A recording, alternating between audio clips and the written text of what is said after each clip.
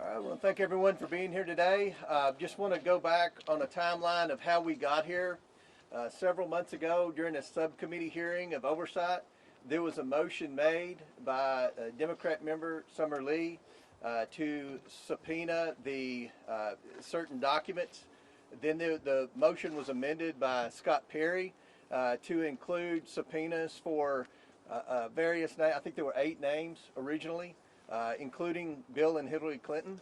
Everyone that was included in that subpoena has already either been interviewed by the Oversight Committee or sent in a statement that they had never met Epstein and had no knowledge of the investigation, except the Clintons. We worked for 6 months to get the Clintons to come in, and then they acted like they were going to come in, and then they didn't show up. And obviously we moved to hold the Clintons in contempt. And I think one thing that surprised the Clintons, they assumed the Democrats on the committee would vote in a partisan manner and not vote to hold the Clintons in contempt. And what they learned was a majority of the Democrats on the committee either voted to hold the Clintons in contempt or voted present. And I think that's a statement that this investigation is serious. It is a bipartisan investigation. The American people have a lot of questions. To my knowledge, the Clintons haven't answered very many, if any, questions about their knowledge or involvement with Epstein and Maxwell. Again, no one's accusing at this moment the Clintons of any wrongdoing. They're going to have due process. But we have a lot of questions, and the purpose of the whole investigation is to try to understand many things about Epstein. How did he accumulate so much wealth? How was he able to surround himself with some of the most powerful men in the world? Was he an asset for our government or any other government?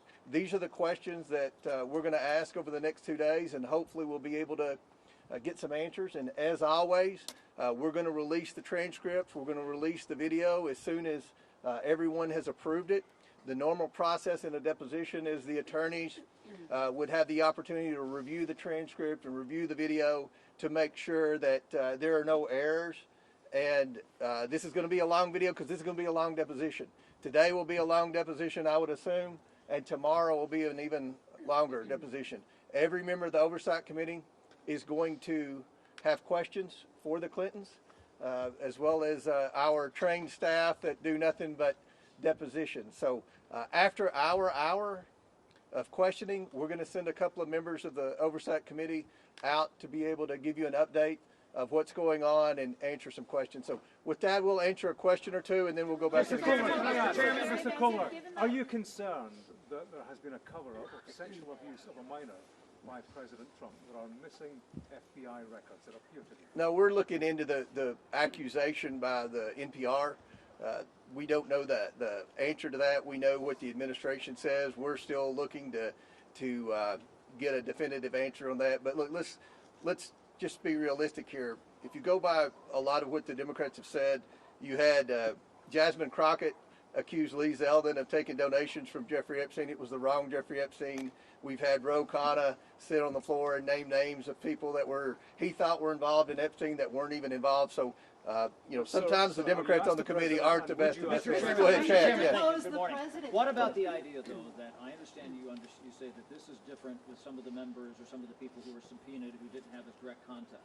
But some folks have said it seems like the Clintons are basically on trial here versus people who know more about the what was going on with Maxwell, what was going on with Epstein, and that this is really kind of dragging them through the mud when there are other witnesses. Let's address that, Chad. The Democrats voted to subpoena the Clintons. The Democrats voted with the Republicans to hold the Clintons in contempt. So the Democrats have just as many questions for the Clintons as the Republicans. So this isn't a partisan witch hunt. This was a motion, a bipartisan motion supported by the Democrats to bring the Clintons in. So I don't think it's any type of being unfair in any way to the Clintons.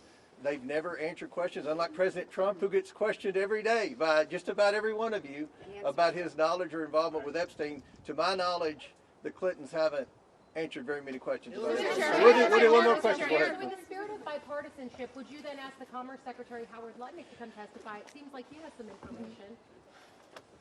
that's very possible, and I think I think it's a good possibility that his name will arise in some questioning today. It'll maybe? be on my list, and I have an email I printed off for Hillary to ask about Howard Lutnick today. So God's watching. We're asking again, and I want to remind everyone: we've already brought in Alex Acosta and Bill Barr for depositions. That's two Republicans in the Trump administration. So this isn't just about Democrats. This is about anyone that has any knowledge of Epstein, the investigation. I think we all agree the government failed. The government failed the victims. And what our role is, we can't prosecute anyone.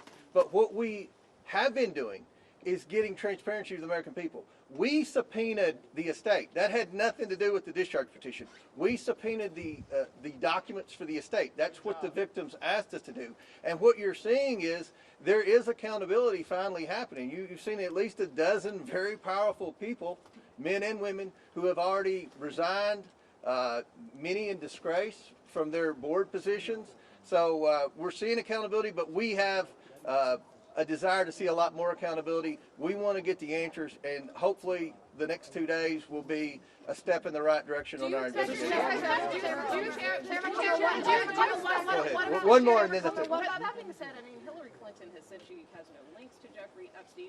She doesn't recall meeting him. So what specific information do you believe she has that warrants her testimony? Well, you'll see. I mean, we're going to ask a lot of questions, but with respect to when you look at all the co-conspirators, and we've all seen the unredacted documents, Maxwell is the main co-conspirator. No one brought more women in and lied to more women about what was going to happen with their involvement with Jeffrey Epstein than Ghislaine Maxwell.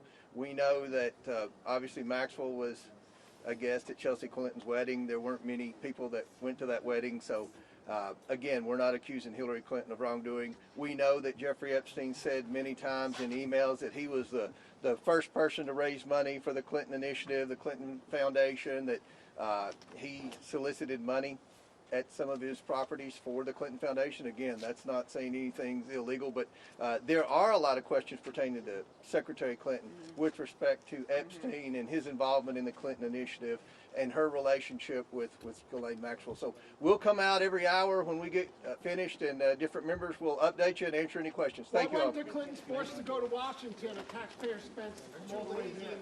Thank you.